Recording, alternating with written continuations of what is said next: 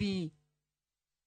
Kawuok kuno matino Ogai mar Doho Martha Martha Koome oyangoni bad migao mar doho osebedo e ong'ala manyime mar neno ni jogo ma indiyo ma ichwe ilal godo we thuolo, kowacho ni doho mamalo higa achiel mokalo kende osegolo chike mondo mi jogo momaki ochwal e doho mapiyo piyo kaka nyalore. Koloso e kinde romo ma okinde kadho nam chumbi, Koome wacho ni doho ma pacho ka osemedo chiwo rambun ne jogo momaki kaluwore gi pend chik, ka bende otiyo gi thuolono mar puoyo rowere kuom chung' motegno madwaro ratiro e kinde ng'anyo mokalo.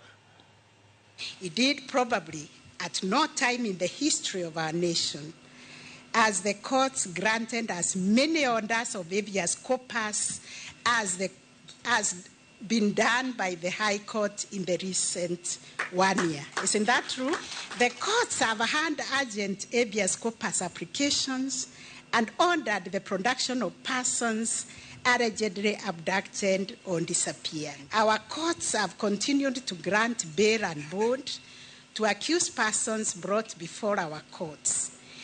In instances where parties have been dissatisfied with bail and bond terms imposed by the magistrates, they have swiftly moved to the High Court for review of those. So we've learned a lot, including the events of 2024, June, and also the events of June 25th and the events of July 7th, which saw thousands of our youth demand for good governance. And I'm happy in this convening, we have many of our Gen Cs. We celebrate you, Gen Cs.